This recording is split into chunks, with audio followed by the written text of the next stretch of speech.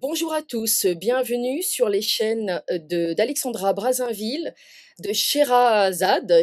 Light Shine, c'est le nom de sa chaîne qui deviendra bientôt Cœur. Et bienvenue sur Tribune Libre. Cette émission sera diffusée conjointement sur ces trois chaînes pour différents publics, un public nombreux au total, donc sur l'affaire Bruel, mais pas uniquement. J'ai intitulé ça pour l'instant l'affaire Bruel et les autres, car il n'est pas le seul. Voilà, hélas, dans ces milieux, alors on va parler des milieux du spectacle, mais je crois qu'il y a d'autres milieux qui sont pollués par ce type de comportement qui peuvent aller jusqu'à des comportements criminels.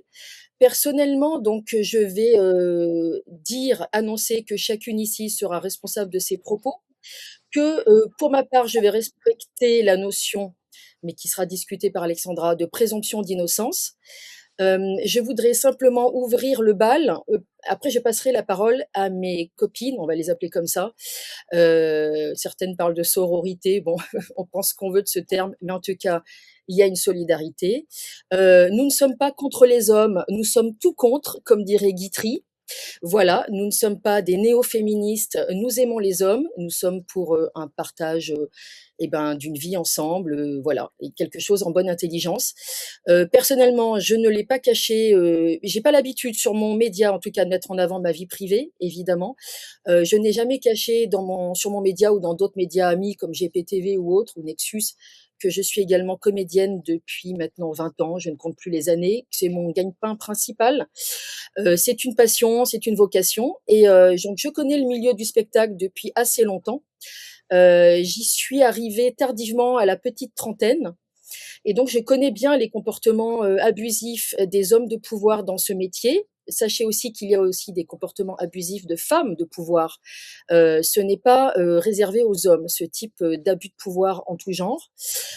Voilà, alors pour ma part, je vais faire une parenthèse sur l'affaire Patrick Bruel que j'ai suivie, de près, notamment, les interviews de Flavie Flament, que je trouve, donc des interviews très courageuses. Et effectivement, il n'est pas facile de parler tout de suite, surtout quand on est dans une carrière où on peut se faire laminer, écraser par des représailles. Donc moi, monsieur Bruel, je ne l'ai croisé qu'une fois dans ma vie. C'était il y a très longtemps. Je travaillais à la Fédération française de football, donc j'avais moins de 30 ans puisque c'est un travail que j'ai quitté à l'âge de 30 ans. Je sais plus en quelle année c'était exactement, ça remonte un petit peu.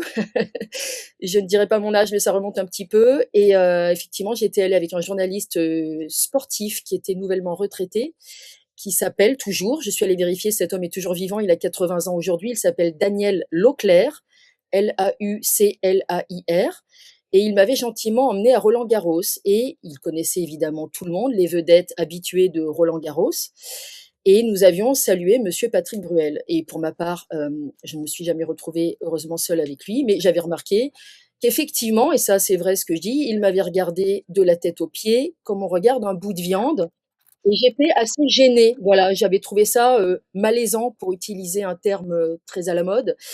J'étais très, voilà, je me rappelle encore aujourd'hui parce que je m'étais dit: «C'est quand même», j'ai déjà vu des regards concupiscents, mais là, c'était vraiment très gênant et je n'ai rien d'autre à le dire sur lui, donc il y a absolument pas de, voilà, et ça ne fait pas de lui effectivement un violeur, mais je voulais dire ça et c'est pour ça que j'ai de toute façon l'intime conviction que, une trentaine de femmes, et ce ne sont que celles qui se sont déclarées et qui ont porté plainte, j'ai l'intime conviction que ces femmes, disent la vérité. Voilà, je crois que j'ai encore le droit d'avoir une intime conviction dans ce pays.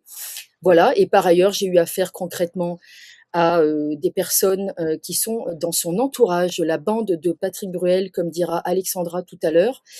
J'ai eu affaire effectivement à des comportements, là pour le coup, répréhensibles puisque, avec un producteur de comédie musicale, je me suis retrouvée à répéter une scène entre 2 personnages, une scène dans laquelle, à un moment donné, les personnages s'embrassent. Je pensais qu'on ferait semblant et cette personne en a profité pour m'enfoncer, sa langue dans la bouche. Voilà, donc on peut, considérer que c'est une agression sexuelle. Personnellement, je suis assez solide, je m'en suis remise, mais j'ai compris très jeune qu'il y avait, beaucoup de comportements pour le moins inadéquats dans nos milieux et cette personne m'avait mise en contact avec un réalisateur d'ailleurs, très connu qui faisait un casting et hem et qui me parlait d'un personnage dont il devait, vérifier, heu, on va dire la poitrine et donc effectivement cet homme-là, dans son bureau a avancé ses mains vers ma poitrine et j'étais assez sidérée et ça s'est arrêté. J'ai vu dans ses yeux une valse hésitation et c'est un moment, pétrifiant. Donc je comprends ces femmes, en fait, et ça s'est arrêté parce que pour ma part, je pense que j'ai eu une bonne étoile, et je suis partie toujours en prétextant quelque chose, voilà, pour trouver une porte de sortie. Mais ça ne se passe pas toujours comme ça. Donc je soutiens à 300 les femmes qui parlent et les victimes, voilà, pour lesquelles les choses se sont beaucoup moins bien passées que pour moi. Voilà, je donne la parole à Alexandra. Si tu veux bien prendre le relais, Alexandra. Bon, j'ai dit des choses assez intimes et c'est pas le genre de choses très agréables à raconter en plus. Donc, s'exposer comme ça, c'est se sentir sali, alors que ce n'est pas la victime qui doit avoir honte. Effectivement, on dit toujours la honte et la peur doivent changer de camp. Je te laisse la parole, Alexandra. J'ai fait le plus gros de l'émission, j'ai parlé de moi et j'ai pas du tout l'habitude de le faire. Je ne suis même pas très à l'aise avec ça, puisque Tribune Libre est une chaîne que j'ai fondée plutôt pour parler des autres et laisser les autres parler, plutôt que moi-même prendre la parole. Je te laisse la parole, Alexandra. Je te remercie. Merci Stéphanie, un Mm. gros bisou à toi et à mon ami Sherazade, que je suis Mm. très heureuse de voir. Alors, moi, j'ai pas envie non plus de faire toute l'émission sur ce sinistre personnage parce qu'il n'en vaut vraiment pas la peine. J'aimerais que on revienne, si vous voulez, à l'essence du problème. Comment est-ce que ce genre de choses est possible? Comment pendant 30 ans, les gens ont cautionné, n'ont rien fait, ont même alimenté ce système? Alors moi, je vais vous le dire. C'est comme les jeux du cirque, il faut donner des vedettes au peuple. Vous avez compris? Donc on fabrique des vedettes, on va prendre des individus de sexe masculin qui vont avoir quelques compétences de chansons, de chants, ce que vous voulez, artistiques, on ne peut pas tout leur enlever, mais qui n'ont pas forcément les neurones bien remplis ou qui fonctionnent. Hein. Ils sont avec leurs limites, comme tout le monde. Et là, on les police, on les fabrique, on les met en condition, puis on leur dit, voilà, maintenant, il va falloir que tu ramènes de l'argent, parce que tu es là aussi pour ça, pour que tu sois productif. Alors, si tu ramènes de l'argent, en contrepartie, on va faire tout ce que tu veux. Tous tes désirs vont devenir réalité, comme Aladdin, vous savez, la petite lampe. Mm. Donc, ces gens-là perdent, j'ai envie de dire, toute notion de désir véritable. Quand on a envie de quelque chose dans la vie, il faut se donner les moyens de l'obtenir par son travail, etc. Euh, ces gens sont complètement altérés au niveau de leur jugement et comme ils ont l'habitude qu'on leur amène tout sur un plateau, eh ben, ils vont être tombés dans une espèce de surenchère de désirs de plus en plus pimentés, comment dire, résistants, sulfureux, parce que on va comme ça crescendo jusqu'à des choses absolument innommables, abominables. On veut des enfants, on veut ceci, cela.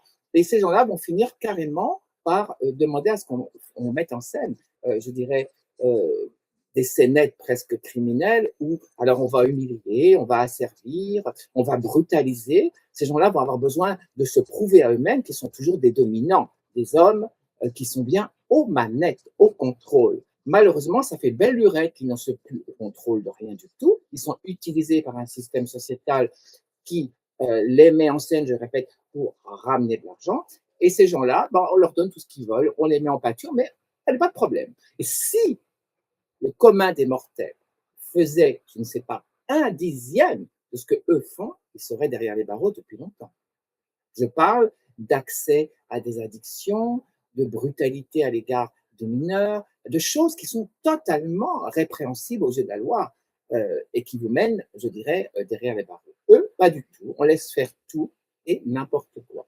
Donc, je veux dire, la question que j'ai envie de poser là maintenant, c'est est-ce que n'importe quel homme, ou peut-être même aussi n'importe quelle femme, ne va pas sombrer dans ces dérives-là si on mettait la personne dans la même position qu'un Bruel, qu'un Élie Chouraki, qu'un Darmon, je peux vous en citer, oh là là, à profusion, même des politiques. Est-ce que n'importe qui ne va tomber dans ces dérives? Parce que vous avez table ouverte, faire tout ce que vous voulez, il n'y a plus de limite. Vous êtes hors du monde, hors du temps, avec des règles qui ne s'appliquent plus qu'à vous.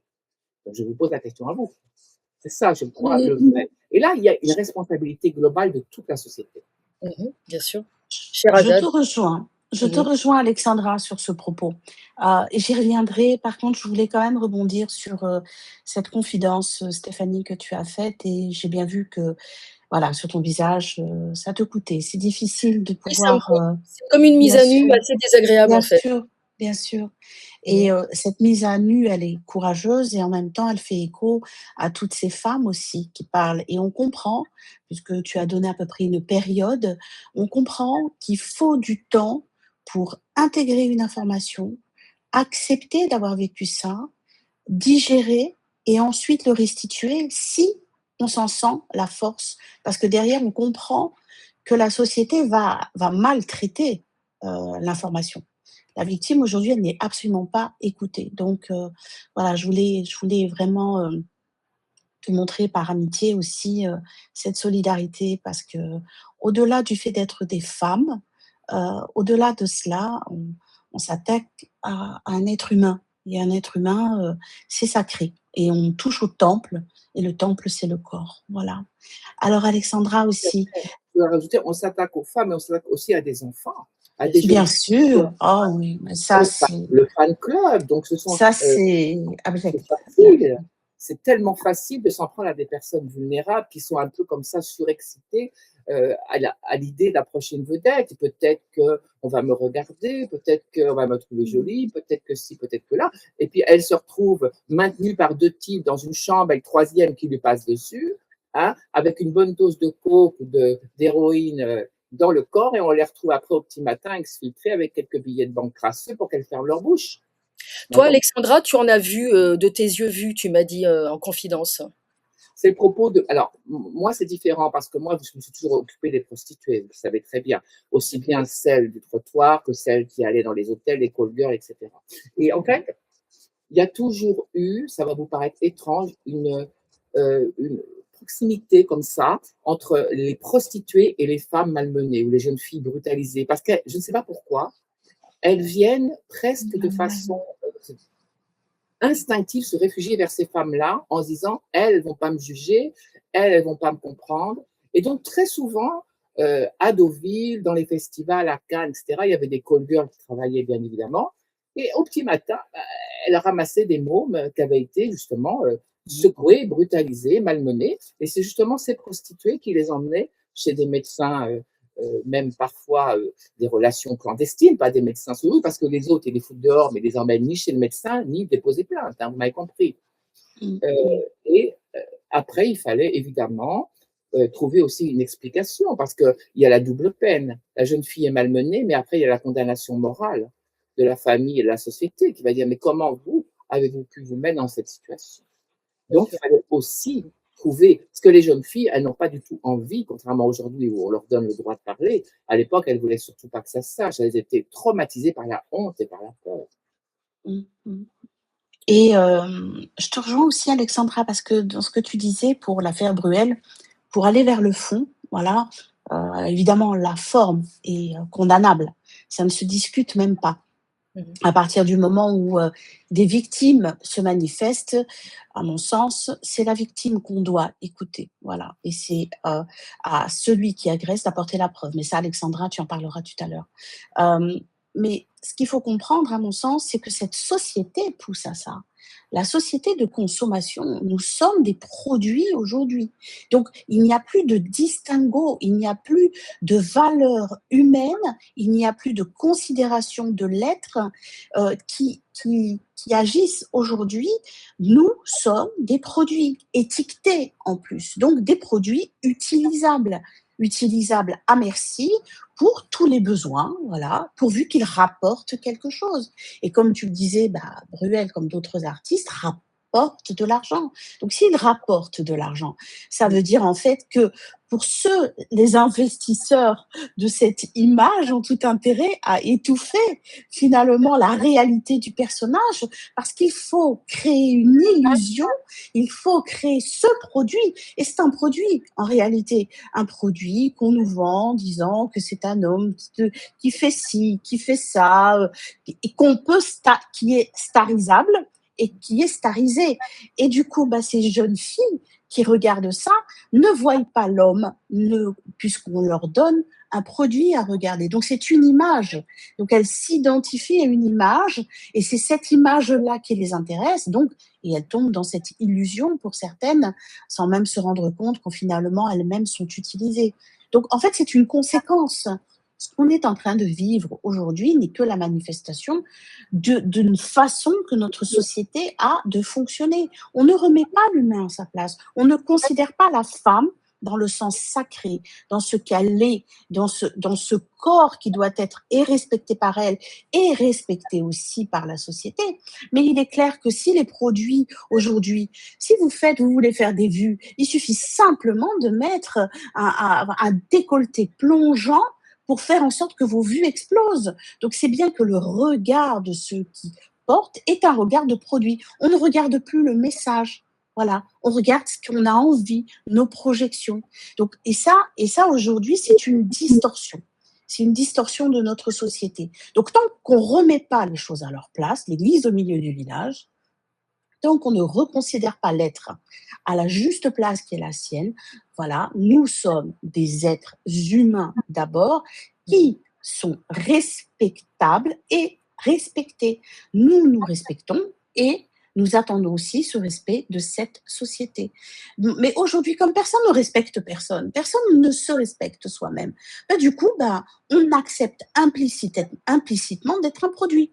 Voilà. Si moi aujourd'hui je mets un décolleté plongeant, j'accepte de rentrer dans un système où je ne suis qu'un produit. Donc la réponse que je vais avoir par ceux qui vont poser un regard va être une réponse de produit. Voilà. Non, il faut savoir être souverain dans ce que l'on est, positionner l'image qui est la sienne, d'accord. Alors pour ces jeunes filles, c'est la jeunesse, c'est l'innocence qui est touchée, et ça, il n'y a aucune excuse. Mais ces individus de pouvoir savent jouer sur la manipulation, savent aussi comment les choses fonctionnent. Et pour obtenir ce qu'ils veulent, bah, finalement, ils continuent à entretenir cette illusion, mais de manière beaucoup plus sournoise, pour obtenir ce qu'ils veulent. Voilà. Donc je pense que si on remet au centre l'humain dans notre société, considérant la place de l'homme et de la femme, voilà, dans le respect de ce que l'on est, eh bien déjà, c'est une barrière que l'on met face à cette société et à ceux qui veulent nous faire penser que nous sommes des produits. Voilà. Je vais rebondir Absolument. et dire quelque chose qui va sûrement choquer beaucoup de monde, mais j'ai été amenée à accompagner beaucoup de victimes du trottoir qui avaient été elles-mêmes brutalisées ou violées. Parce que contrairement à ce que l'on dit, on peut violer une prostituée, ça existe, hein. Et le procureur m'avait dit cette phrase terrible, il m'avait dit, vous savez, dans toutes les catégories de personnes méprisées, considérées comme des inférieures dans la sphère des femmes, il y a là les migrantes, avant-dernier les prostituées et en tout dernier les transsexuels. Alors vous comprenez que quand on cumule les trois, il n'y a rien à faire. C'est horrible.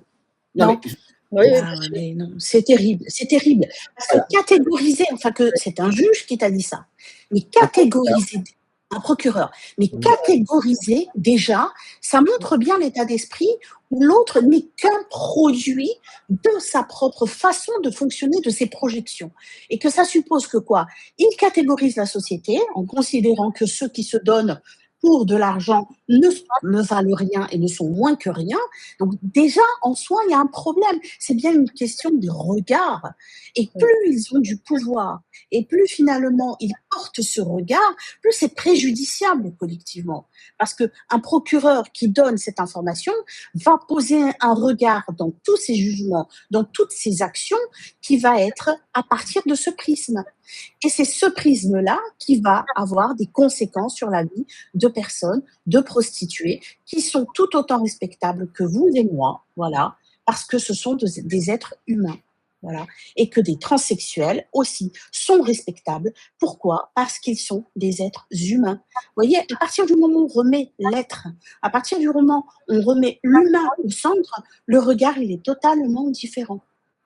Absolument. C'est ce qu'on appelle poser des étiquettes et mettre les personnes dans des cases. Bah, ce qui est assez fréquent aussi dans les métiers du spectacle, la mise dans des, enfin, la mise sous étiquette, ça c'est un classique. Je voulais revenir aussi sur la question de l'intouchabilité ou l'aspect de l'impunité en fait, hein. Effectivement, il y a les métiers du spectacle, pour en revenir à eux, créent ce qu'on appelle des monstres qui effectivement génèrent énormément d'argent. Et donc finalement, c'est ce qui permet d'accoucher d'une espèce d'omerta et de complicité globale du milieu finalement. Donc c'est le silence absolu. Tout se sait parce que finalement, il n'y a pas que pour Bruel d'ailleurs, pour certaines têtes d'affiche, tout est connu, c'est un secret de polichinelle. Les gens effectivement en riaient, trouvaient ça très drôle, ça ressemblait un peu à la gaudriole à la française.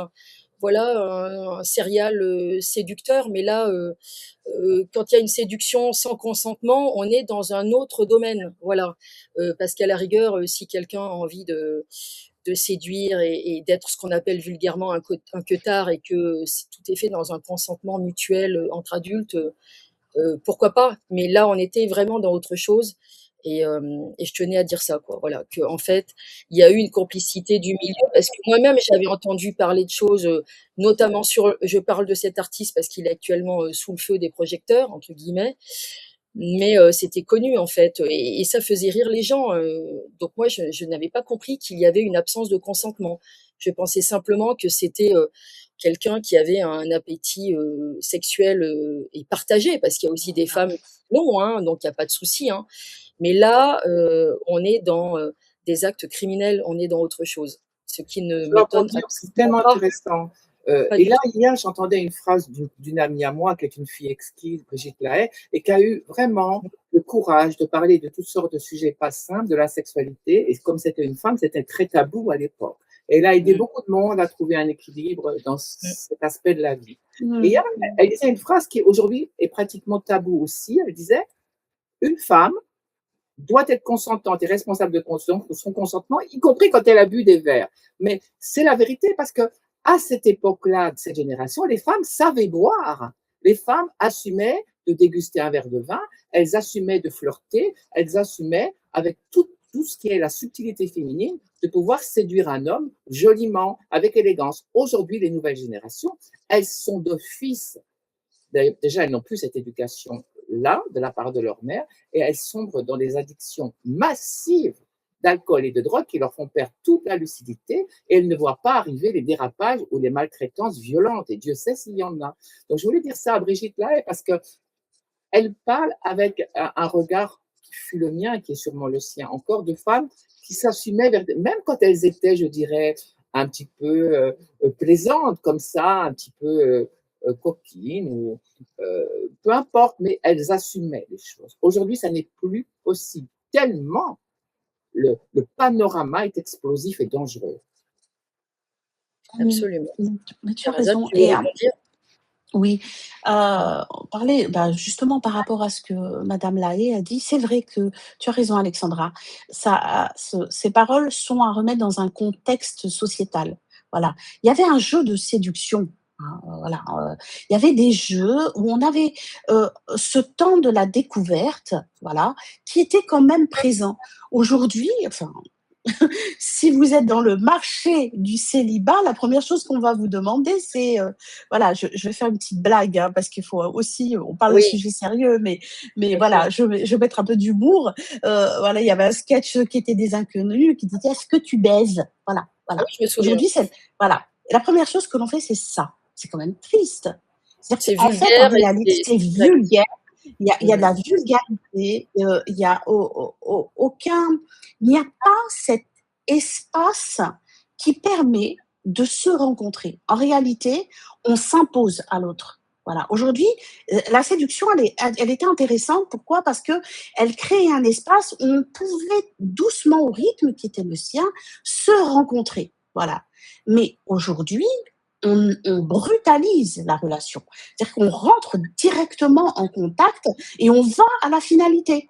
On oublie que tous ces moments finalement dits de séduction sont des moments, c'est de l'approche, de l'espace de l'autre. Là, aujourd'hui, c'est direct, voilà, vulgairement, est-ce que tu baises?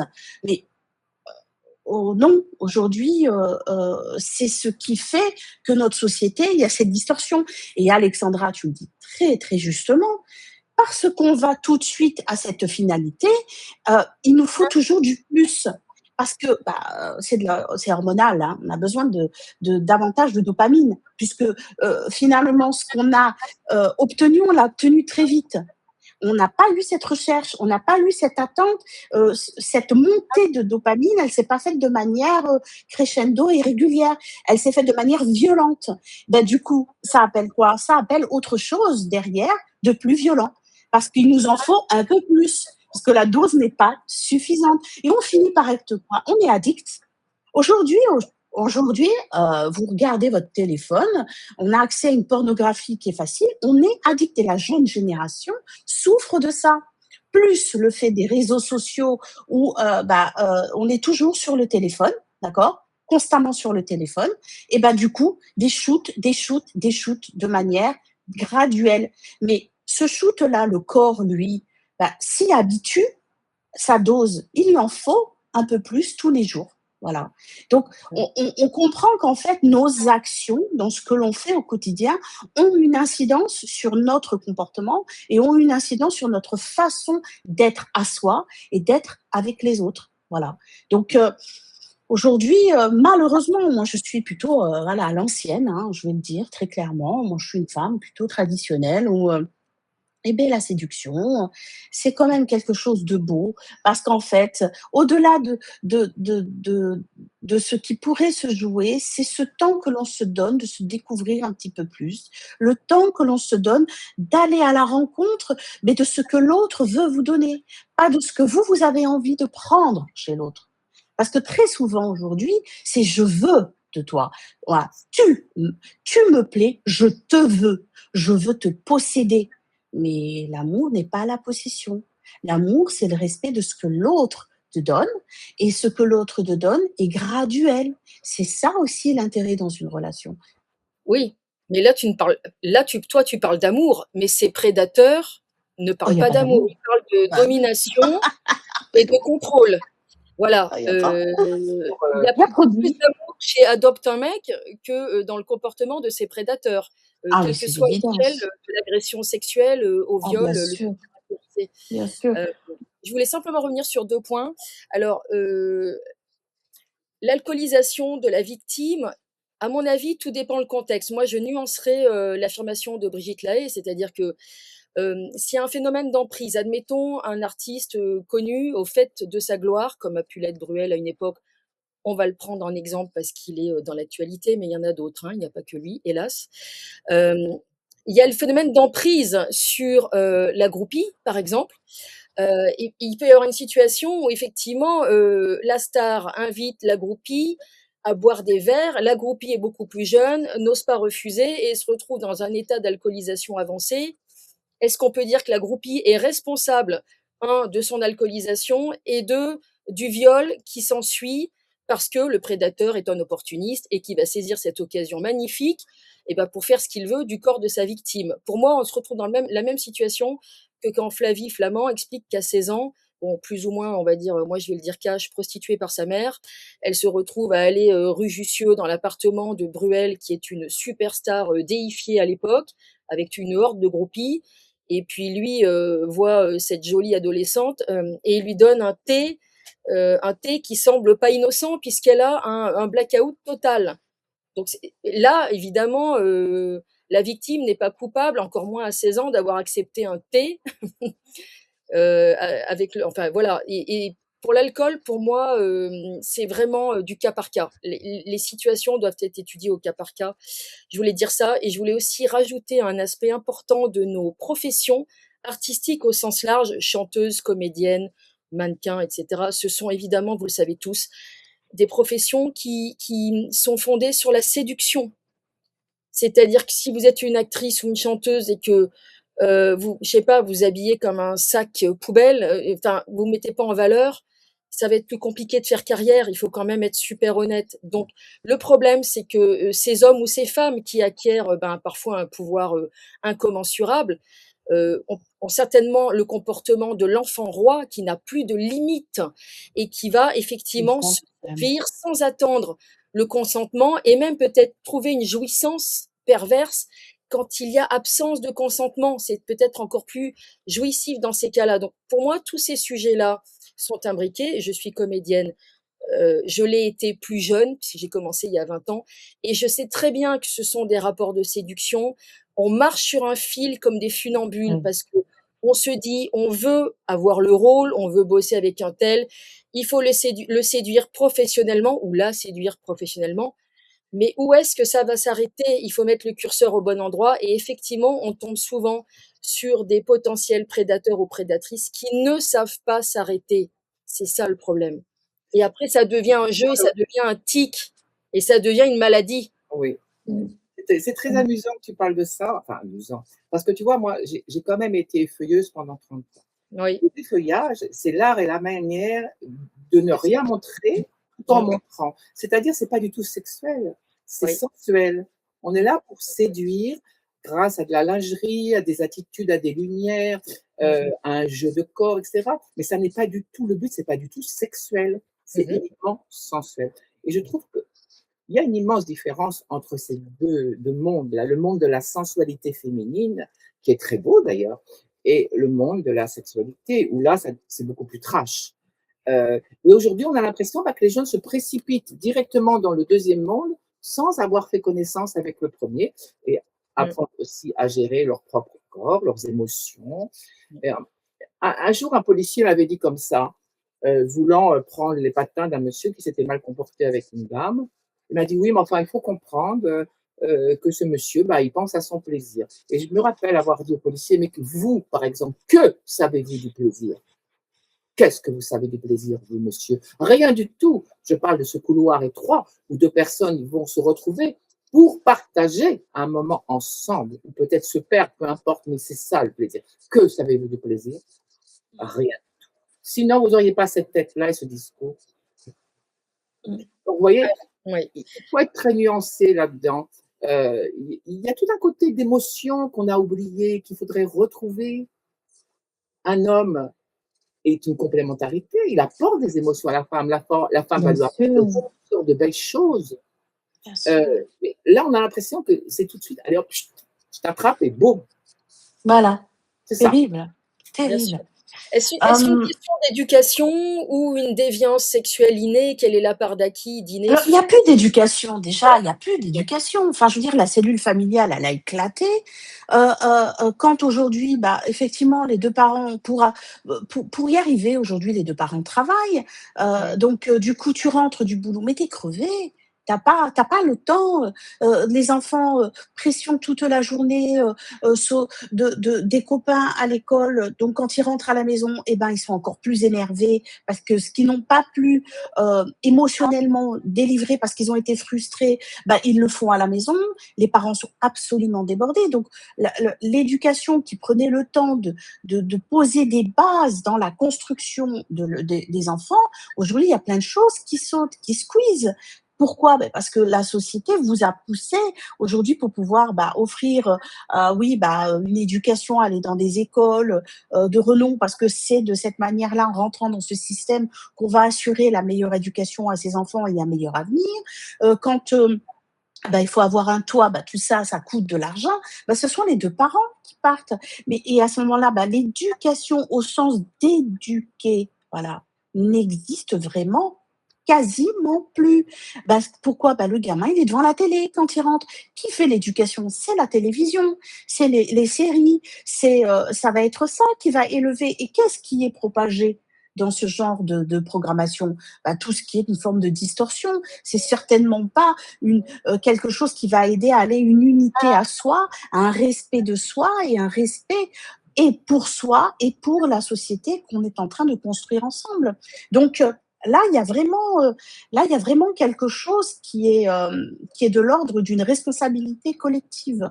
Parce que la responsabilité collective, puisque nous sommes une société, on compose chacun d'entre nous cette société, cette responsabilité, elle est de dire, OK, à l'époque, je rebondis, dans des sociétés tribales, il n'y avait pas ce problème. Parce que quand bien même le père ou la mère allait aux travaux, des champs ou etc., mais il y avait quand même l'oncle, la tante, la demi-sœur, la sœur, le frère, qui étaient présents et tout le monde était responsable collectivement de l'éducation des enfants. Donc, quand un enfant faisait quelque chose qui n'allait pas, ou quand il se comportait mal, on lui donnait des règles et on lui disait ça ne se fait pas. Aujourd'hui, les gamins ont accès au téléphone portable, à la pornographie. Donc, tout ça est caché. Comment la mère et le père peuvent avoir accès à cette information-là? Ils vont dire ils n'auront même pas idée, puisque c'est une question générationnelle, ils n'auront même pas idée de se dire que leurs enfants vont aller chercher cette info. Alors qu'en fait, si chacun d'entre nous, on se rend compte que oui, bah aujourd'hui, bah, cet accès, il est partout avec ça, tout le monde peut tout faire avec ça, bah, le parent prend le temps. Voilà, écoute, voilà, tu vas avoir accès à ce qu'on appelle le sexe. Tu vas avoir accès, mais le sexe, ça n'est pas de l'amour. Ne regarde pas ces choses-là, n'abîme pas ton regard sur quelque chose qui pourrait être beau que tu vas vivre demain, parce que l'amour, c'est pas ça. L'amour, c'est le respect de l'autre. L'amour, c'est le respect de soi d'abord, le respect de l'autre pour fonder quelque chose. Mais aujourd'hui, comme tout est, tout est tordu, tout est tordu aujourd'hui. Donc les parents, ils sont, moi, je ne condamne pas les parents parce qu'aujourd'hui, c'est dur d'être parent. Moi, j'ai 2 grands enfants, donc je ne suis plus du tout dans ce mode d'éducation. Euh, mais malgré tout, quand j'ai élevé mes enfants, bon, je peux dire, je les ai élevés. J'ai eu quelques années où j'étais maman au foyer. Je me suis occupée de ma famille par choix. C'est un choix avec mon ex-mari à l'époque que j'avais fait pour donner le meilleur, pour être présente, pour faire en sorte que le foyer soit un foyer, pour que le foyer soit un lieu de refuge où la confidence peut arriver, parce que là aussi, par exemple, quand un enfant subit des violences, voilà, bah, quel est l'endroit où il va pouvoir se réfugier? Bah, c'est son foyer. Et quel est l'endroit où il peut se confier? C'est auprès de son papa et de sa maman. Si l'environnement est le plus fait d'amour, bah, l'enfant va pouvoir dire s'il a eu de la violence. Il va se sentir écouté. Mais quand aujourd'hui la maman, elle arrive parce qu'elle est fatiguée de cette journée. Moi, j'ai eu ces deux vies. Moi, j'ai eu des moments où j'étais crevée quand je rentrais parce que toute la journée, bah, il fallait être optimum, il fallait donner. Comme on dit, on n'a plus de jus. Et on arrive, bah oui, on est en mode machinal. Oui, les enfants, oui, bah, le bain, voilà, il y avait des rituels. Moi, c'était très ritualisé. Le bain, à manger et hop, après, il est vrai, et il n'y a pas de culpabilité à avoir. Je dis ça à toutes les mamans, qu'ensuite je me mettais sur le canapé, j'avais qu'une seule envie, c'est de regarder une télé, quitte à regarder n'importe quelle émission, mais évader mon esprit. Parce que mon attention a été focalisée toute la journée. Et qu'à un moment donné où mon cerveau a besoin de lâcher, et je me suis créé ce moment-là, et je pense que la plupart des gens qui nous écoutent, et des femmes et des hommes aussi, bah, c'est le seul moment où en fait on arrive à souffler un peu, quoi. Mais tout ça, tout ça crée des fragilités au sein de la famille, mais tout ça évolue par une société qui nous pousse davantage à une consommation. Parce qu'effectivement, qu'est-ce qu'on en a à faire que d'avoir la plus belle maison du quartier? Qu'est-ce qu'on en a à faire d'avoir la plus belle voiture? Mais pour ça, il faut passer par avoir acquis ça durement pour comprendre que ça n'est pas forcément utile. On en fait tous quelque part l'expérience. Mais tant qu'on est dans un rêve de vouloir acquérir ça, ben on va tout faire pour acquérir parce qu'on pense que c'est cette reconnaissance de la société, cette reconnaissance pour soi, la reconnaissance qu'on cherche auprès de son épouse pour un mari, la reconnaissance qu'on cherche auprès de son époux pour une femme. Voilà. Donc, tant qu'on est toujours à une recherche de quelque chose pour combler quelque chose, ah ben, on passe à côté de soi, en fait. On passe à côté de Et soi. tu sais, une des choses les plus récurrentes chez les personnes, les jeunes femmes victimes de maltraitance, c'est la culpabilité. Parce que Mmh. après, il y a un deuil à faire de certaines choses. On quitte un corps qui était sain pour vivre dans un corps qui a été malmené. Et beaucoup me disent, mais comment j'ai pu être si bête et me faire avoir? Oui, la culpabilité. Donc, moi, mon premier propos, c'était de dédramatiser les choses en disant, tu n'es pas responsable, hein, tu as été prise dans un engrenage ou dans un contexte où tu n'as pas pu te défendre et donc tu n'as pas pu fuir le danger et tu l'as subi de plein fouet. Mais après, se rendre compte que ça aurait peut-être pu être évité. Et je pense à toutes ces jeunes filles qui sont fans, contentes. Moi, j'ai vu des hommes politiques ou des stars, on va appeler ça de rien du tout, pour moi d'ailleurs, arriver et puis voir toutes sortes de jeunes filles devant. Bonjour, monsieur truc chouette. alors celle-là, ce soir, je l'ai vue dans ma chambre. L'autre, il faisait son marché. C'est ça. Tu as compris? Terrible, terrible. Il faisait son Le marché. produit et Et le il produit, bossait à la cantine. voilà, voilà, le produit, voilà. Il porte un regard sur ces jeunes filles comme étant un produit et ces Voilà. jeunes filles n'ont pas conscience de la valeur qu'est la leur. Parce qu'une jeune fille qui a appris qu'elle doit se respecter son corps, n'accepterait pas cette façon d'être traitée. Voilà. Mais pour ça, c'est une éducation. Là, c'est vrai, c'est à la responsabilité des parents. Voilà, hein, on apprend à ses enfants, tu respectes ton corps. Enfin, je sais pas, mais quand moi mes enfants étaient petits, par exemple, bon, ben, je leur donnais le bain et il y a un âge où leurs parties intimes, c'était eux qui les lavaient. Et je leur disais, c'est à toi. Personne ne doit toucher, ni papa, ni maman, ni personne. Donc les enfants ont compris que c'était quelque chose qui leur appartenait et qui n'était pas un terrain, voilà, d'expérience, de jeu.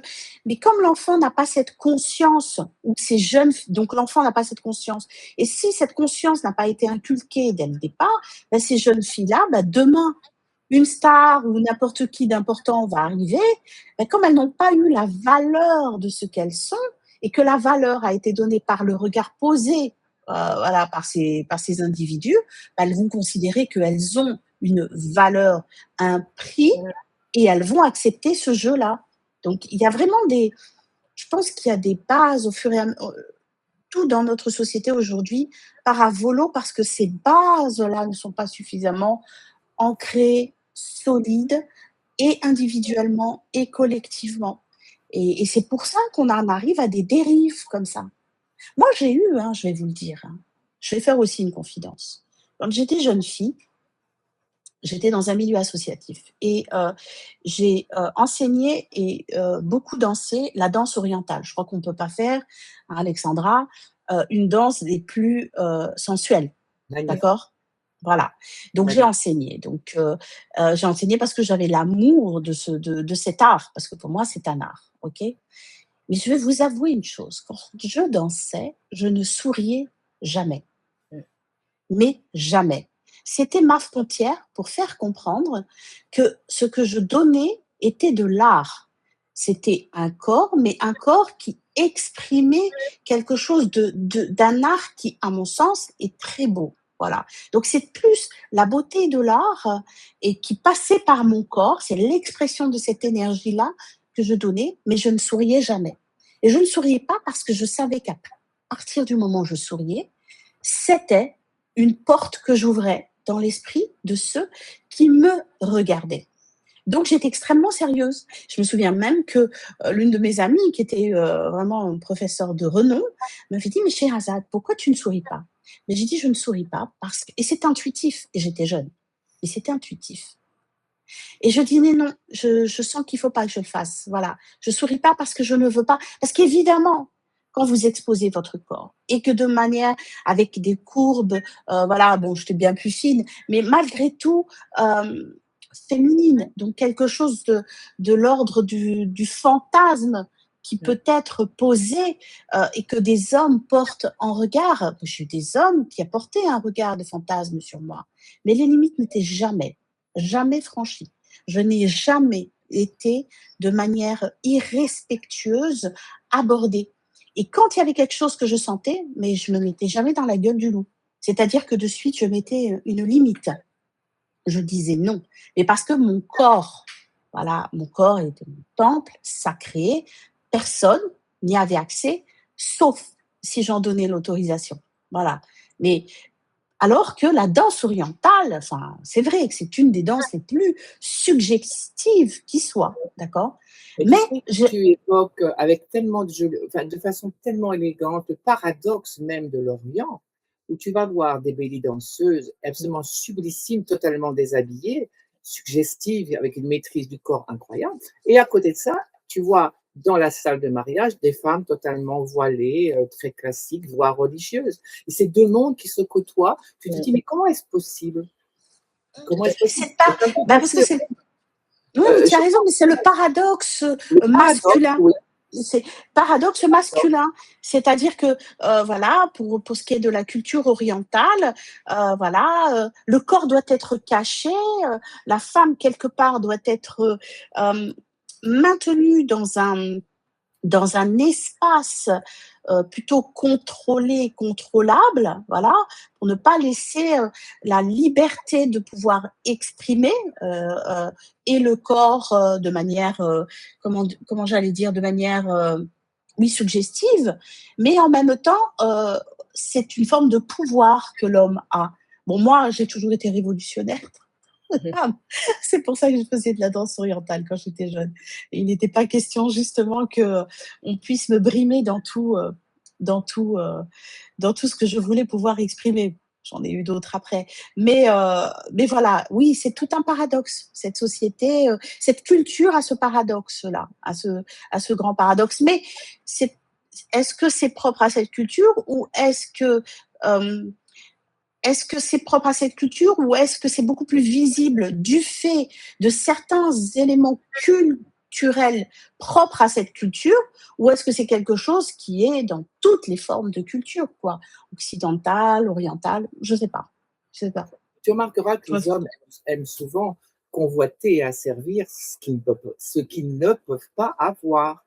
C'est-à-dire une femme qui va être tellement évidente, ou Oui, ça ne les intéresse pas. bien Ils sûr. vont asservir ou humilier quelque chose qui n'est pas réceptif. Ah Et ben c'est c'est celle qui dit non qui a le plus de piment, voilà, voilà. Et c'est simplement. vraiment le prototype même de la victime.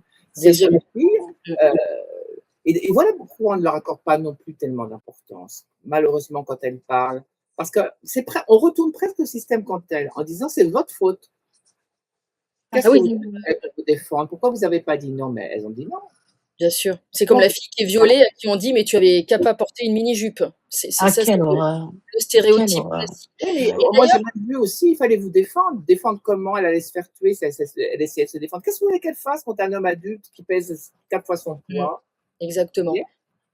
Et puis après, que la parole soit entendue, effectivement, quand l'accusé est une personne puissante économiquement, c'est très compliqué d'être entendu parce qu'il y a tout un système qui a tout intérêt à garder ses intérêts privés. Effectivement et tu relevais un point important Alexandra, ça me faisait penser au fait qu'effectivement, il y a, une faille chez les victimes, dont le corps a été profané au moins une fois et toutes les Oui, victimes ou la plupart disent qu'après, violer une fois égale violer plusieurs fois et les prédateurs apparemment ont un flair, redoutable pour repérer les anciennes victimes. Alors est-ce qu'il y a une brèche, chez elles, psychologique, inconsciente qui s'est créée, par rapport à la première profanation qui fait qu'ensuite elles sont, des victimes toutes trouvées et repérées facilement par les prédateurs.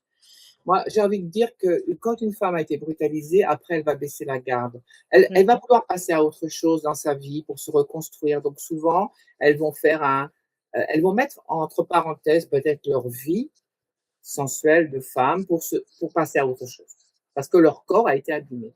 Et malheureusement, elles baissent la garde, c'est-à-dire elles ne sont plus sur le qui-vive. Et des fois, et c'est même souvent le cas, elles sont à nouveau agressées parce qu'elles se disent, bon, je suis plus dans la séduction, j'ai pris du poids, je me suis enrobée, je n'exacerbe plus certains côtés féminins de ma personne, je ne ressemble à rien, parce que beaucoup après prennent du poids, sont peut-être moins avenantes et ben non, ça les met pas du tout hors de danger. Mmh. Vous avez des femmes en burqa à Dubaï, moi je sais de quoi je parle, qui sont abusées et violées, ils relèvent la burqa et pas. Voilà. Ça veut dire ce que ça veut dire. mmh. Oui et d'ailleurs cette prise de poids est certainement peut-être une Oui, protection, une une forteresse, Mais psychologie. bien sûr, établie. évidemment. Évidemment, ce sont des couches et des couches. Ces couches de graisse-là, c'est des couches que l'on met comme un coussin pour se protéger de Tout à ceux qui, justement, pourraient avoir à vous rentrer dedans. Oui, Ah, c'est un mais bien rempart, sûr, ouais. Moi, j'irais au-delà, comme une ville parce for que ça me fait penser à une ville fortifiée. bah, c'est oui, ça, exactement, c'est c'est ça. ça, bien sûr, Mmh. absolument. Mais je crois bien que tant qu'on n'a pas fait un travail sur soi quand on a été victime, voilà, et qu'on n'a pas identifié ces brèches intérieures, énergétiquement, Mmh. il y a toujours quand même cette, j'allais dire comme un radar intérieur qui est mis et qui est un signal envoyé, voilà. Et ces prédateurs qui sont dans ce mode de fonctionnement de dominant et oui, de manipulateur, vont de suite l'identifier. Et c'est vrai ce que tu dis, Stéphanie. À partir de là, bah, ces victimes-là vont être des victimes à vie, tant elles n'ont pas pris conscience. Et vous verrez plein de témoignages de femmes qui, une fois abusées, ont été Mmh. ensuite abusées autrement, et cetera, et cetera. Voilà. Donc, tant que l'identification, en fait, tant que la reprise du pouvoir, de son propre corps, de sa propre histoire n'a pas été ordonnée, tant que cette forteresse qui a été, voilà, violentée n'a pas été remise à sa place de manière correcte, bah, il y a des brèches. Et bah, quand on est en temps de guerre, ce sont des prédateurs. Donc, ils arrivent pour conquérir quelque chose. Donc, cette image qu'on peut avoir, ils viennent, ils cherchent à trouver pour pouvoir profaner ou voler quelque chose. Voilà, je donne une image à ceux qui nous écoutent, type médiéval. Pour que, pour que puisse rentrer dans une cité, il faut trouver la brèche. Oui. Donc cette brèche-là, bah, elle est présente tant qu'on n'a pas colmaté, tant qu'on ne s'est pas rendu compte qu'à cet endroit, il y a une brèche narcissique, une brèche de valeur, une brèche d'amour de soi, une brèche de respect de soi. Donc, bah, l'autre va venir le prédateur, celui qui a intuitivement ce sens-là, parce que ce sont des gens qui ont un sens très aiguisé, attention. C'est animal quasi. C'est animal. Mmh. C'est comme dans le règne animal, à des kilomètres à la ronde, un lion va sentir qu'il y a une proie parce qu'il aura été mordu une fois et que la plaie aura été ouverte et que le sang coule. À des kilomètres, le sang se sent. Donc en fait, il y a peut-être cette intuition et même peut-être au niveau basique, au niveau du cerveau, je ne sais pas, mais quelque chose d'animal qui remonte et qui, voilà, c'est une victime, on peut aller la prendre, on peut la dévorer. Parce que tout ça est une Oui, question d'énergie, on peut aller bien la sûr. manger. Il y a quelque chose qui s'est Voilà. fissuré chez la victime, Ah, complètement, complètement. définitivement, et ça peut se réparer par contre. Et je tiens aussi Oui. à souligner autre chose, je pensais à autre chose pendant que tu parlais. On dit toujours face à une épreuve, toutes les personnes, les individus ne réagissent pas de la même manière. Donc il y a des personnes qui peuvent être violées ou agressées sexuellement et qui s'en remettront très bien, et d'autres qui ne s'en remettront jamais. Et puis après, il y a l'échelle, voilà, l'échelle de l'émotion et puis de la réparation nécessaire derrière qui est variable. C'est du cas par cas là aussi, hein, je pense, d'une personne à l'autre. Parce que moi, ce que j'ai vécu, bon, c'est pas non plus très grave par rapport aux témoignages qu'on entend aujourd'hui. C'est quand même très peu grave comparé à ça, mais moi, ça m'a pas détruite. Mais je pense qu'une même personne ayant vécu les mêmes choses, ça aurait pu être insurmontable. Et je pense que c'est une question aussi de tempérament et de trajectoire de vie aussi, et de Mmh, contexte de mmh, vie, et mmh. de terreau familial, et de tout un tas de choses en fait. Mmh, C'est mais assez je suis pas sûre, pardon de te couper, mais je ne suis pas sûre que dans tous ces cas de figure, on en sorte indemne, même si l'expression va en être différente. Toi, tu ouais. l'exprimes, de cette manière-là aujourd'hui et mais pour d'autres, peut-être la même chose, comme tu dis, vont l'exprimer de manière, ou vont pas du tout l'exprimer, vont le taire. Mais ça ne veut pas dire que la brèche n'est pas présente. Ça veut juste dire que, le colmatage, se fait de manière différente. Moi, Écoute, je moi ça pense m'a qu'à fait partir du moment où la brèche à partir du moment où l'intégrité du corps, l'intégrité de l'être a été touchée, une brèche est ouverte. peut-être, en tout cas me concernant, ça ne s'est jamais renouvelé après. C'est-à-dire que j'ai été d'autant plus vigilante, j'ai su Tu as été concrètement, vigilante, tu as voilà, été j'ai vigilante, mais non, mais j'ai été donc tu as vigilante. colmaté. Voilà, mais je voulais pas me retrouver dans des situations qui me remettraient dans des positions délicates et en difficulté personnelle. Donc ça m'a rendue certainement plus forte.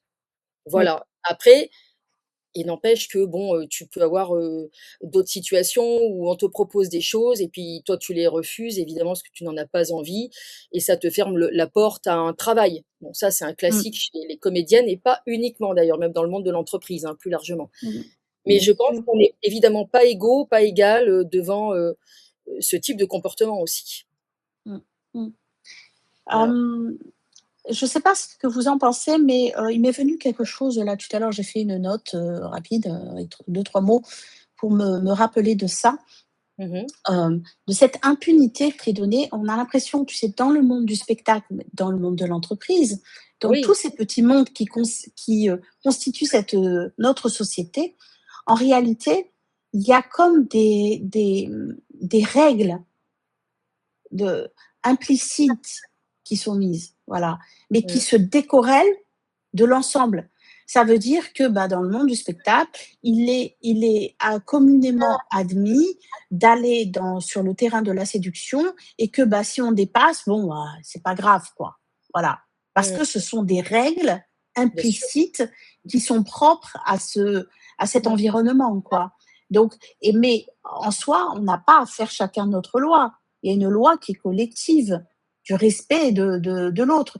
Donc, si tous ces petits groupes-là font leurs lois, voilà, en réalité, on arrive à quelque chose d'un fonctionnement anarchique.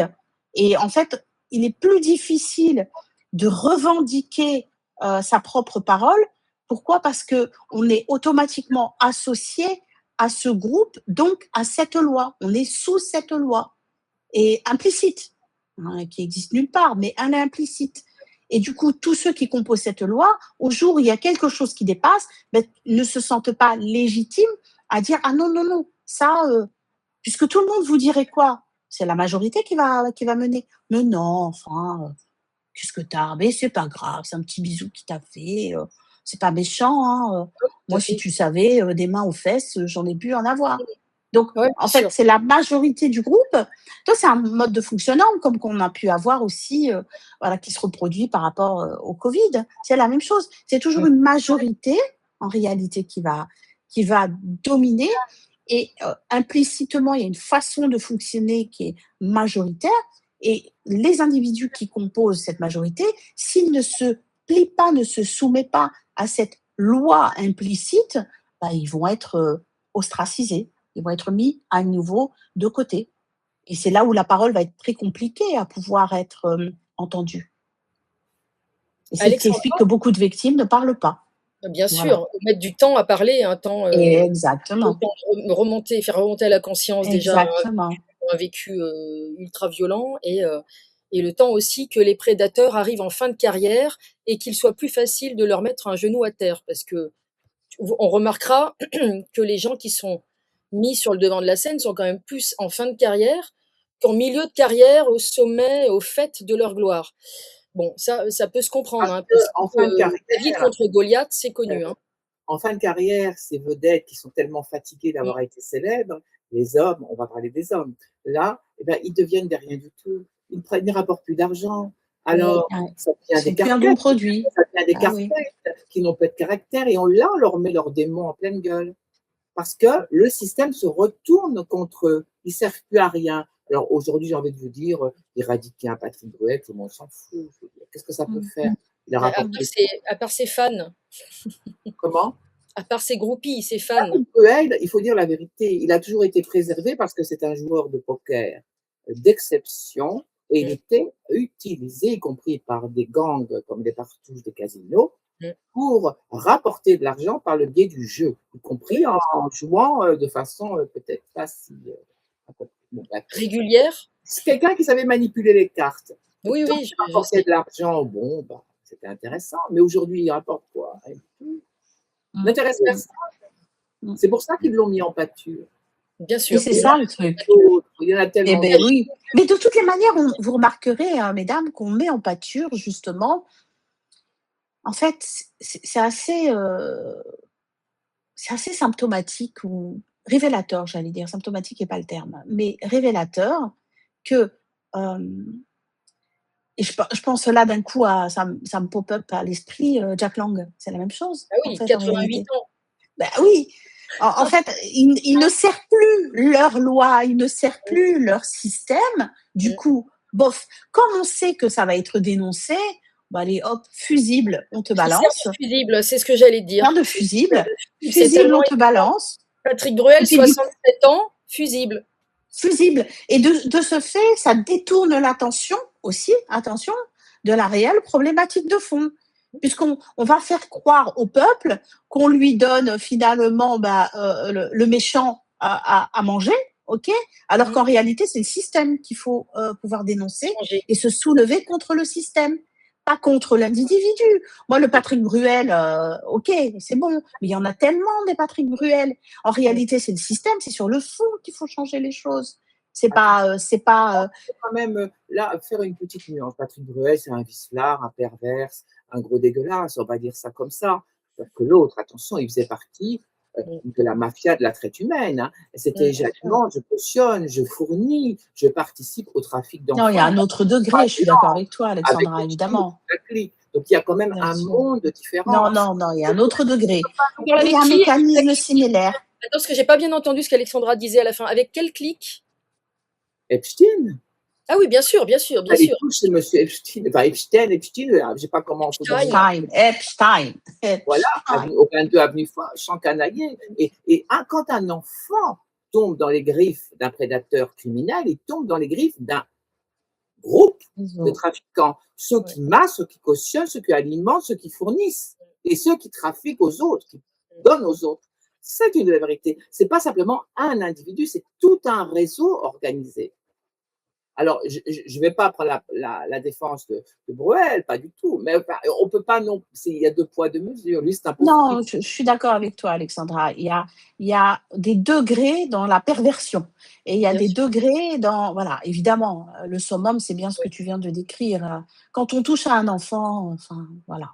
Mais Mais quand tu imagines, il est plus facile de faire tomber un artiste en fin de carrière qu'un réseau entier qui est Évidemment, international, qui est vraiment international, ben, qui est bien sûr. c'est pour ça qui est que ultra solide. Braun Pivet et Larcher ne veulent pas Mmh. ouvrir la commission parlementaire parce qu'ils savent que tous leurs amis sont impliqués, ne serait-ce parce ils ont été témoins, ils n'ont jamais voulu rien faire.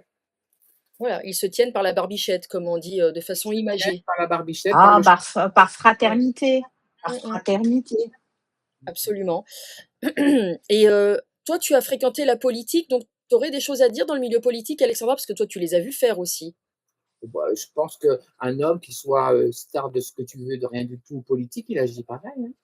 C'est la même chose. Hein. C'est la question du Ils ont pouvoir. utilisé leur Le puissance, pouvoir. le pouvoir, la responsabilité pour s'autoriser des dérapages ou faire leur marché, comme je dis si bien. Sarkozy, il est bien connu pour ça aussi. Ils l'ont calmé après sa rupture avec Cécilia Sarkozy, qui était l'ancienne femme de Jacques Martin, qu'il a piqué à Jacques Martin. Et quand elle est partie, ils lui ont mis Madame Bruni, qui est une courtisane, qui a l'art et la manière, bien sûr, on sait bien ça, pour le calmer un peu. Mais bon, il avait du mal à être calmé quand même. Il lui fallait toutes sortes de petits dérivatifs, n'est-ce pas? Il est bien connu, il faisait son marché, lui aussi. Sur les lieux de prostitution, il venait souvent. Pouvoir, aucune limite. Le Non. problème, il est là. Il n'y a pas de C'est au bois limite. de Boulogne, quand j'étais au bois de Boulogne, je les ai tous vus, le pantalon baissé. La gauche, la droite, le centre, les Oui, politiques, oui, les joueurs oui, de foot. Il évidemment. fallait voir ce qu'ils demandaient. Hein. Parce qu'au bois de Boulogne, ce n'est pas spécialement des femmes. Vous avez compris? Mmh. Oui, on a compris. Le Voilà. pouvoir est corrupteur. Vous aimez ça en plus. Hein. Ils aimaient ça, bien sûr. Alors Est-ce moi, j'ai du mal à les prendre au sérieux, toutes ces personnes-là. Vous Oh, comprenez? tu m'étonnes. que Quand je vois pas à la télé, j'ai une image qui me J'imagine le truc. je les vois des fois à la télé, je dis oh là là, j'ai une image qui me revient Ah, ça m'amuse. du bas fondement, en pleine action. quand tu vois madame comment? Quand je les vois parler à la télé, certains Ah oui. politiques, j'ai l'image qui me revient de ces personnes en pleine action, avec leur bas fondement dénudé. Alors évidemment, j'ai du mal à les prendre au sérieux. Ah oui. Mais ils Oh sont moins God. crédibles, Non, Ça me fait ah, ils rire. sont beaucoup moins crédibles, oui, c'est vrai, c'est c'est vrai. clair. Donc le pouvoir et l'abus de pouvoir vont ensemble. Est-ce que, oui, on peut se demander si le pouvoir et la déviance sexuelle, sont des frères jumeaux? Malheureusement, ça va de pair. Mmh. Ouais, je pense Malheureusement. que c'est la même énergie. C'est vraiment une énergie, j'allais dire, Voilà, si Violent. on a une lecture un petit peu plus, j'allais dire, spirituelle, c'est vraiment une énergie de base. Voilà, c'est l'énergie de et c'est très, très, très souvent effectivement lié avec le pouvoir parce que c'est la même énergie et c'est juste 2 expressions différentes. Est-ce que c'est Mais ce qu'on donc appelle les bas instincts? ah oui, oui. Oui, oui, je pense. Je pense que oui. Parce que dans le pouvoir, il y a des degrés. On peut, avoir du pouvoir, mais, heu, quand c'est quelqu'un qui est éveillé intérieurement, ce pouvoir est lié à une responsabilité, donc à une plus grande vigilance et un plus grand respect de l'autre. Mais quand, ce pouvoir est mis entre les mains de personnes qui justement n'ont pas cet, éveil intérieur, bah, en fait, c'est à leur propre compte. C'est pour eux, c'est très égoïste, c'est avoir pour soi, c'est de la nourriture pour soi. Mmh. À l'inverse, c'est pour l'autre, c'est pour la communauté, c'est, donner à faire du bien pour un maximum de gens et Bien pas, à mmh. faire du bien pour soi. Il y en a un où c'est soi, parce qu'il faut se nourrir. Tout ça, c'est de l'énergie, hein, vous Mmh. savez, Tu ni plus sais, ni quand moins, on hein. dit les bas On pourrait instincts, c'est pas les bas instincts. Il y en a une qui l'a très bien fait au cinéma, c'est les instincts basiques. C'est Sharon Stone, qui est une oui. copine à moi, qui m'a expliqué des milliers de fois qu'il s'agit de renverser le pouvoir de domination et d'utiliser le sexe, le pouvoir, la puissance pour prendre la main mise et dominer d'autres êtres humains. C'est ça, en fait, c'est la domination. Quand les gens ont la puissance et le pouvoir, ils finissent par se prendre pour une forme de, j'aime pas dire Dieu, parce que ce serait, Non, mais mais c'est c'est un vrai, peu c'est ça ça, de Alexandre. toute Mais oui, puissance. Mmh. mais Et tout puissant Dieu, Mmh.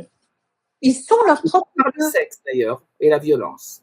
Oui, ils sont leur propre Dieu Les parce que ce instincts mode de basiques, les fonctionnement instincts Mmh. primitifs. Attendez, mmh, parlez pas en même temps, j'ai pas entendu, mesdames. Ils cherchent à asservir les autres, à les dominer par les instincts les plus primitifs qui sont euh, la, la violence sexuelle et la violence tout court, psychologique. et ils deviennent leur propre Dieu puisque ce sont leurs propres lois. Voyez Mmh. toujours ce même schéma, il est là. C'est qu'en fait, c'est un petit monde organisé avec soi-même, avec ses propres lois, où on est son propre Dieu. Oui. Et à partir de là, tout est faisable puisqu'on est notre propre Dieu. On invente nos règles, on fait comme on a envie et on ne considère pas l'autre dans l'échange, on le considère comme étant bah, quelque chose dont on peut prendre. On ne donne pas, on prend à chaque fois. Vous voyez le schéma, il est toujours je prends quelque chose de toi, je prends ta force, je prends ta lumière, je prends ta beauté, je prends. Mais ça n'est pas je te donne du temps, je te donne, je te révèle dans ce que tu es, je Mmh. t'apporte de la considération, je t'apporte de l'amour et je te montre combien tu es belle à être aimée. C'est tout l'inverse. C'est un système pour soi se nourrir parce qu'on a finalement peur, voilà, on n'en a pas assez, hein, il en faut toujours, toujours, toujours plus. Et l'autre schéma, un schéma où c'est on donne, on rayonne à l'autre, on donne le meilleur de soi pour l'autre et on grandit ensemble. C'est vraiment deux modes de fonctionnement. Mais ça, c'est notre société. Et ces mêmes tortionnaires, par rédemption, par désir, je ne sais pas de quoi, de se justifier, vont aller voir après des prostituées spécialisées dans la domination et le bondage pour se faire maltraiter, humilier et tabasser. Les mêmes. Oui, ils aiment inverser les Une rôles, hein. espèce de. Moi, j'ai vu un homme politique pendu par les pieds chez une fille qui le foutait des coups de cravache, c'était Chaban-Delmas. On se dit, ah bon? Ah bah oui, ok, pourquoi pas? Excuse-moi, hein, je me permets. Mais tu vois ce que je veux dire? Ce On sont est des dans gens le on est qui dans le à triangle de servir les Karpman. autres. On est dans le triangle de Karpman, ils sont habituellement les bourreaux et ils aiment de temps en temps jouer à la victime. Oui, parce que ça les dédouane du fait qu'eux aussi, ben, ils ont pris la correction, j'ai envie de dire. On les a remis quelque part dans une ligne de conduite. Je sais pas comment, mais tous les bourreaux font ça, hein. À un Oui. moment donné, ils aiment se mettre dans la position de la victime, avec des nuances, parce que souvent les victimes ne peuvent pas se défendre. Eux, s'ils voulaient, ils pourraient se défendre. Mais en tout cas, c'est ça le processus. Sherazade peut sûrement mieux en parler que moi. Il y a un schéma psychologique très, très, très complexe. Mmh. Absolument, absolument. Oui. C'est C'est la fascinant quand même. domination. Moi, j'écoute, je suis toujours, pardonnez-moi quand j'utilise ce terme fascinant, mais je ne sais pas pour vous, mais je suis toujours fascinée par notre humanité et tous ces visages que l'on peut avoir, toutes ces expressions, qui soient dans la distorsion ou qu'elles soient alignées. Voilà. En tout cas, la distorsion, m'amène toujours, beaucoup de réflexion parce que ça me permet de comprendre comment, heu, nous, en tant qu'êtres humains, on fonctionne et c'est fascinant de se regarder, à se dire: «Comment je fonctionne?» Parce que quand tu comprends comment tu fonctionnes, tu peux changer des choses en toi. Tu peux te transformer et en te transformant, tu transformes ce monde. Parce que, ce Chaban Delmas qui était pendu, voilà, par les pieds, s'il avait pardonnez-moi, mais s'il avait conscience de ce qu'il était, en Mmh. fait, il irait pas chercher hem, cette nourriture, cette satisfaction immédiate à un instant, dans sa faille, parce que là aussi, il y a une faille. Évidemment qu'il y a une faille. Dans un contexte clos, avec Bien Ruslan, sûr. une fille qui était spécialiste de tout ça. Il n'a pas dit à tout le monde. Et d'ailleurs, il était très gêné de me voir arriver et il m'a proposé un petit J'imagine. quelque chose pour que je sois gentil, que je ne parle pas trop. Je n'avais jamais dit avant. Mais lui, comme d'autres, c'est pas le seul. J'en ai vu tellement des politiques jouer à ce petit jeu-là. Mais finalement, tu te dis, mais ces hommes, finalement, ils sont minables. Et c'est eux qui régissent le monde, ça, Mmh. tu vois. C'est ça qui est Moi, terrible, j'ai c'est beaucoup ça. plus de respect pour les femmes parce que les hommes, je les ai tellement vus se mettre dans des situations très discutables. Mmh. Mmh. Les femmes Une, aussi, une même. femme, on l'achète pas. Une femme, elle reste intègre, surtout à un certain degré de responsabilité. C'est tellement dur pour une femme d'accéder à une sphère de haut niveau qu'une fois qu'elle y arrive, on ne peut pas l'acheter. L'homme, il va baisser son pantalon et se tourner du côté au galvant à longueur de temps. Si Alexandra, il y a des exceptions quand même. Oui, mais bon, en La politique, on n'est présidente pas de la toujours des Commission intègres, européenne, hein, messieurs. Hein. Ceux qui pardon? ont retourné en politique, les hommes politiques qui n'ont pas retourné leur veste, il n'y en a pas beaucoup. Hein. Mmh. Bah, c'est le propre de la politique, hein. C'est quand Non, même, je répète, il y a des femmes politiques qui sont beaucoup plus droites. Mais je pense que la mmh, femme est corruptible, hein. On a quand même, en politique, là, on a quand même des figures de corruption, assez marquées. Parce qu'elles n'ont pas le tu choix. parles de femmes? Ouais, tu parles de Bah, femmes comme, oui, oui, je vois de quoi tu parles. tu vois de qui je parle? Enfin, il y en a plein, Oui, hein, de oui, tous je les vois. bords d'ailleurs, hein, de tous les côtés, «toute sensibilité» entre guillemets, hein, si on tient compte Mais de ce est-ce que là, je lance juste une réflexion comme ça, est-ce que là, on peut distinguer homme et femme ou est-ce non, qu'on peut pour plus moi non. porter un regard, Sur en l'humain? disant sur l'étiquette? Non, l'étiquette, puisque là, du coup, c'est l'étiquette qui parle. C'est le monde politique qui est représentatif. C'est pas l'homme ni la femme qui composent, puisque en fait, il ne fonctionne pas, ce que je vais essayer de là, je le partage, avec vous, cette réflexion, mais comme il ne fonctionne pas en tant qu'être humain, j'allais dire, et qu'il fonctionne en politique, en politicien ou en politicienne, Mmh. on ne peut pas porter ce regard en se disant c'est un homme ou c'est une femme qui est corruptible ou incorruptible. Non, c'est parce qu'ils sont dans ce système qu'ils sont comme ça. Ou c'est parce qu'ils sont comme ça qu'ils sont arrivés dans ce système? Je ne sais pas. De l'œuf ou de la Ah, poule? voilà. Question. Mais là, on parle de corruptibilité de l'être humain en général, en fait, dans un Ouais. dans un système qui de Oui, toute oui, oui. induit cela, puisque c'est un système où on a des êtres quand même, sans empathie globalement et assez carriéristes aussi pour beaucoup. Voilà et je voulais dire autre chose, mais c'est parti en fait.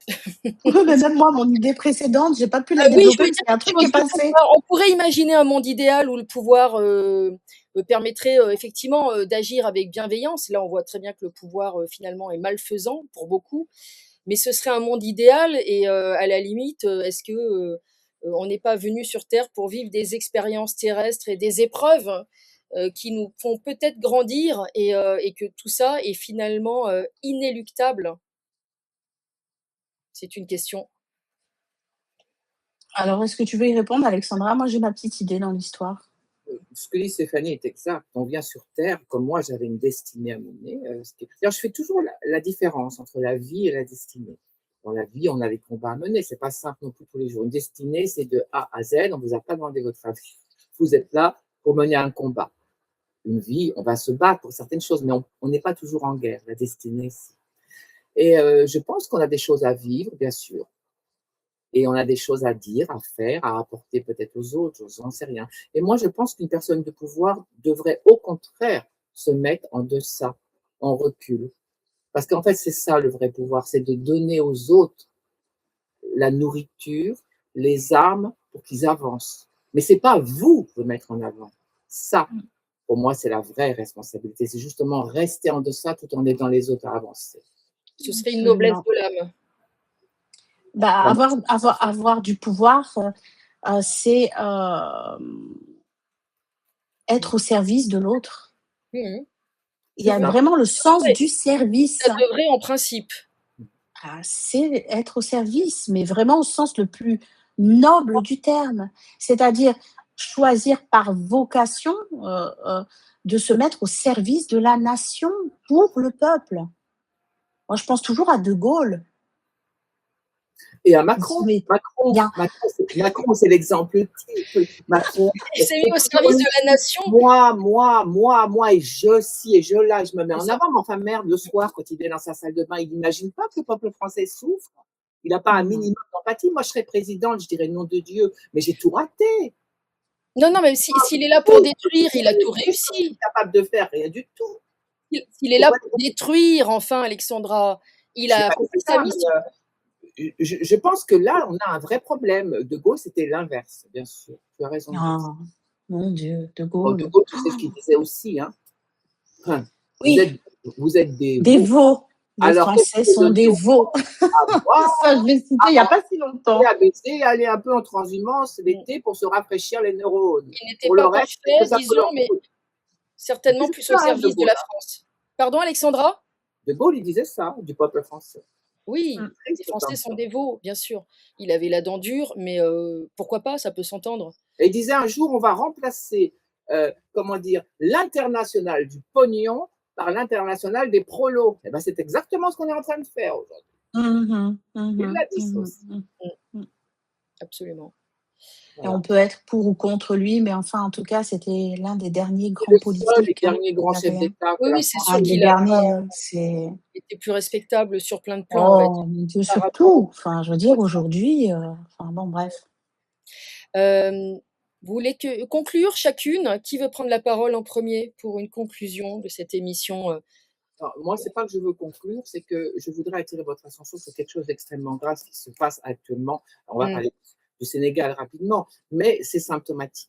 On recommence au Sénégal à attraper des hommes qui sont suspectés d'être homosexuels de leur maison, et là, on les exécute ou on les met en prison à l'extérieur. C'est-à-dire qu'on ne condamne même plus un acte qui est peut-être différent de ce que prévoit la nature, on va détruire systématiquement un homme dans sa globalité parce que peut-être qu'il a aimé d'une autre façon. Aux États-Unis, les droits des homosexuels sont en train de redescendre d'une force, et tout ça à cause de cette espèce de wokisme blanc déclafté, de gens complètement déséquilibrés, et nous, on exporte ça à l'extérieur, et ces civilisations-là, ils n'ont pas du tout envie qu'on les emmerde chez eux sur leurs préceptes avec le wokisme et tout ça. Pas plus que nous, on a envie de voir une horde de migrants déclaftés se jeter sur les concitoyens et mettre à mal nos traditions et notre art de vivre à la française. Et aujourd'hui, je suis très, très inquiète pour les homosexuels, car ils sont en danger. Parce que, évidemment, les victimes de tout ça, c'est pas les wokistes. Ce sont des personnes qui vivent peut-être des différences à leur façon, mais qui vont être dans la tourmente immédiate, je veux dire. Et moi, je rappelle qu'avant tout, il y a deux choses sur Terre, l'homme et la femme, le citoyen et la citoyenne. L'homme et la femme, ils peuvent être père, mère, époux, épouse, grand-mère, grand-père, mais c'est tout. Le reste, ce sont des choix personnels qui ne regardent personne. Il n'y a pas à identifier les gens par rapport à ça. Je te rejoins absolument, La Alexandra. sexualité, c'est quelque chose de privé et qui La doit être sexualité, chacun fait ce qu'il veut, de manière, voilà, libre et responsable dans sa chambre ou ailleurs, on s'en fiche. avec des adultes consentants. Voilà. Et on n'a pas le droit de regard là-dessus. Enfin, je Là, veux on dire, repart c'est en arrière. privé. D'un Mm. côté, avec cette idéologie wokiste, on veut gommer. Il n'y a plus d'hommes, il n'y a plus de femmes, il y a des je sais pas quoi, ils sont tout ou rien à la fois. Vous m'avez Non, mais il y compris? a des éléphants, il y a des chiens, des chats. Cette idéologie n'a rien à voir avec la tolérance, elle est criminelle, en fait.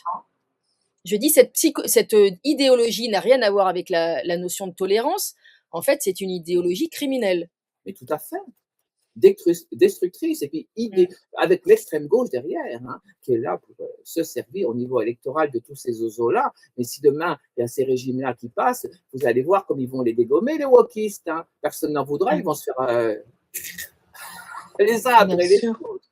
Donc bien sûr. attention, on est en train de flirter de façon très dangereuse avec à nouveau des extrêmes, voire des dictatures, des idées dictatoriales en tout cas.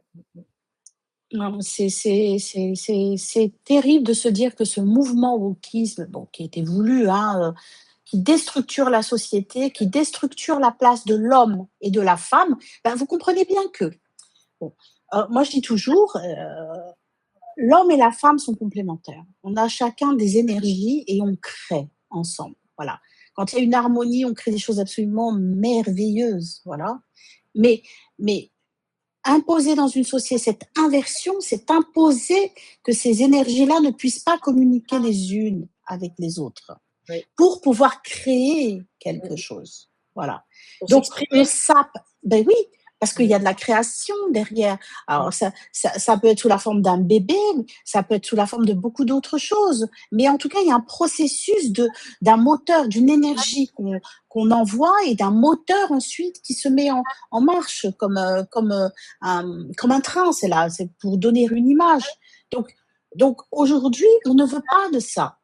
Dans cette idéologie wokiste, on ne veut pas de ça. On veut faire en sorte d'inverser tout, bah, pour faire que toutes les énergies de base soient sapées en réalité, pour ne pas avoir à créer. Et ça nous coupe de quoi? Ça nous coupe de notre pouvoir créateur, vous comprenez C'est ça, derrière? pouvoir créateur.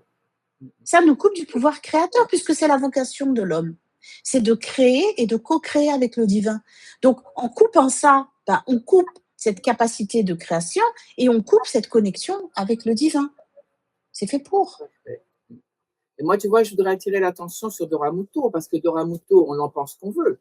Elle n'est pas toujours très fine, mais elle vient d'être recondamnée parce qu'elle a dit qu'une personne avec un pénis, c'est potentiellement dangereuse, à voir les jeunes filles et les enfants. Et ben, je suis désolée, elle a raison. Désolée, Madame la procureure, 99,9% des agressions, des maltraitances, des viols sont commis par des personnes avec un pénis entre les jambes. Donc, effectivement, il faut faire attention. C'est pas on va pas stigmatiser tous les hommes. Quant à l'autre qui crie à la transphobie, la merde, je sais pas quoi, autant que je sache, cette personne n'a jamais été de sexe féminin concrètement. Qu'est-ce que cette personne a à faire dans les vestiaires de femmes? Si elle n'est pas contente, elle vient avec moi, on va passer une expertise gynécale judiciaire toutes les deux et on va bien voir qui a raison. Moi, j'ai rien à cacher, c'est très bien d'ailleurs. Moi, j'ai pas de problème. Qu'on cesse d'humilier et d'emmerder les femmes. Soit on est de sexe féminin, très bien, on va dans les infrastructures pour, soit on est toujours de sexe masculin avec une apparence qui est comme ci, comme ça. C'est pas le problème, et ben on va dans les infrastructures où il y a les gens biologiquement, génitalement masculins. Absolument. Soyons fiers, mesdames, d'être des femmes assumées. Et ça ne veut pas dire que parce qu'on est des femmes assumées, on est contre les hommes. Au contraire. Non, du tout. C'est ce qu'on dit toujours. Moi, par exemple, un jour, j'ai envie de refaire l'histoire avec Stéphanie. Un jour, on ne comprend pas ce qui se passe. Mais on dit, mais qu'est-ce que ça peut vous faire si une personne arrive avec une apparence féminine, mais même en bas, c'est un homme. Qu'est-ce que ça peut vous faire? Et ben, je dis, qu'est-ce que ça peut vous faire? On va faire les choses à l'inverse. Je vais aller, moi, prendre ma douche toute nue dans le vestiaire des hommes au milieu d'eux. Ben, qu'est-ce qui s'est passé? Ben, ils étaient tous extrêmement choqués et gênés. Ben oui, voilà. Ils m'ont dit, mais madame, qu'est-ce que vous faites là? Et ils étaient là avec les serviettes. Donc après, j'ai expliqué que c'était un propos journalistique pour pouvoir réagir et montrer que c'est aussi difficile pour des hommes que pour des femmes, dans l'impudeur et l'irrespect, de voir quelqu'un de l'autre sexe dans son petit attirail nudiste au milieu. Vous voyez, c'est que c'est pas difficile à comprendre tout de même. Non, c'est pas difficile à comprendre. Mais comme on mixe toutes les notions et qu'on fait en sorte de mettre du bazar dans la tête des gens, en réalité, ça crée toutes ces distorsions, quoi. Exactement, c'est pour semer la confusion. En tout cas, une chose est positive, quand j'écoute cette émission, je me dis au moins, toute cette parole qui se libère, il y a eu le premier à-coup qui s'appelait MeToo, qui a été quand même, très précieux, même si hélas, il y a eu des abus, parce que dans tout mouvement, il y aura toujours 2 de personnes malhonnêtes qui, utiliseront le mouvement pour régler leur compte et de manière donc, totalement infondée et oui, malhonnête, hein, je vois pas d'autres mots.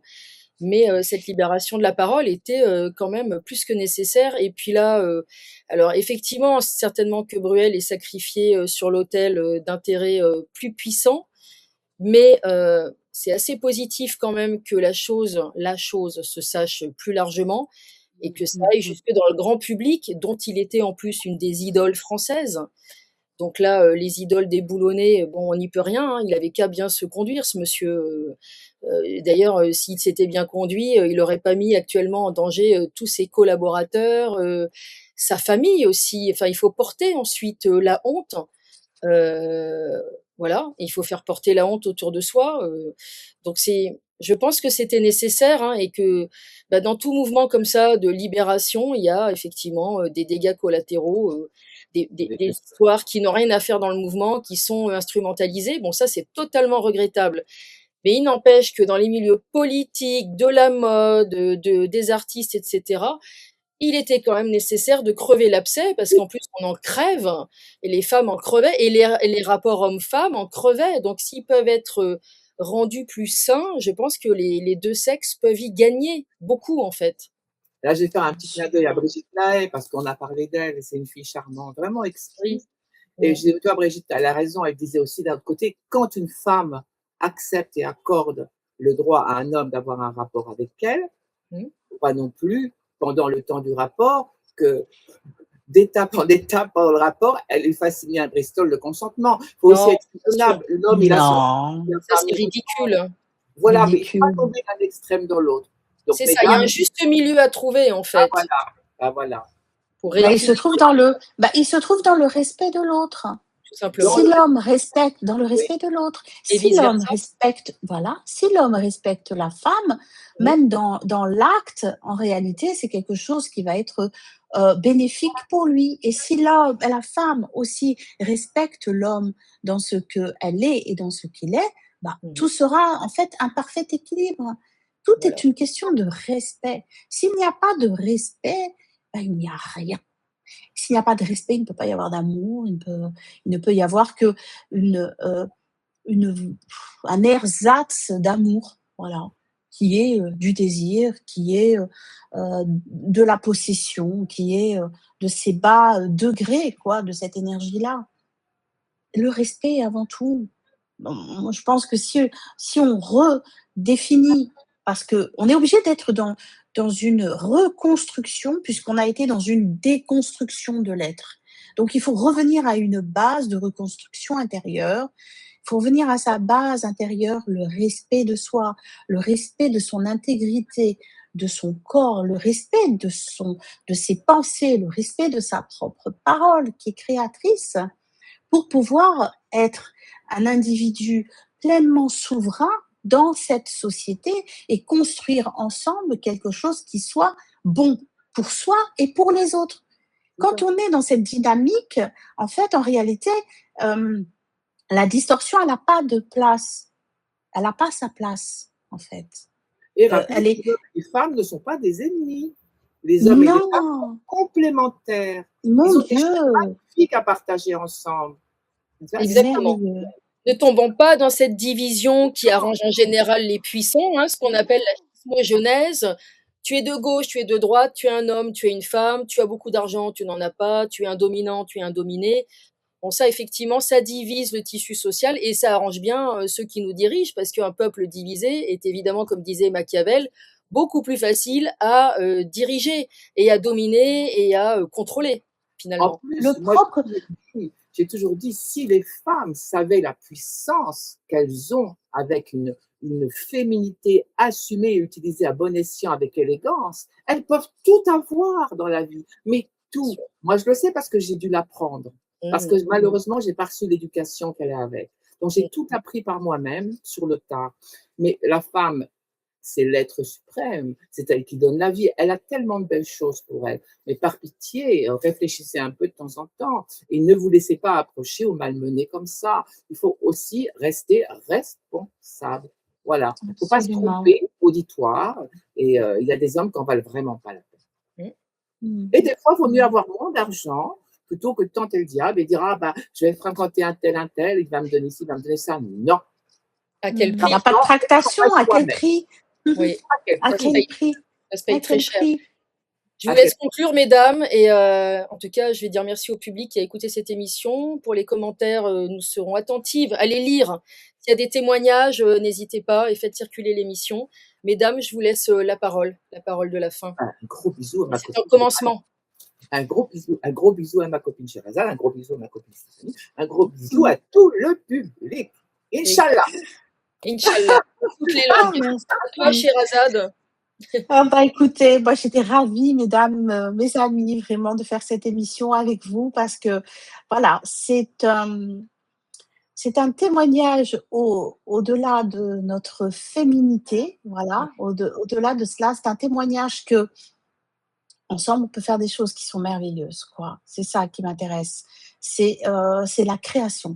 C'est le processus, créatif qui m'intéresse et il ne peut se faire qu'avec le masculin et le féminin, en équilibre. Il n'y a jamais d'opposition et quand il y a une opposition, et ben, derrière, c'est une signature claire et nette du mal.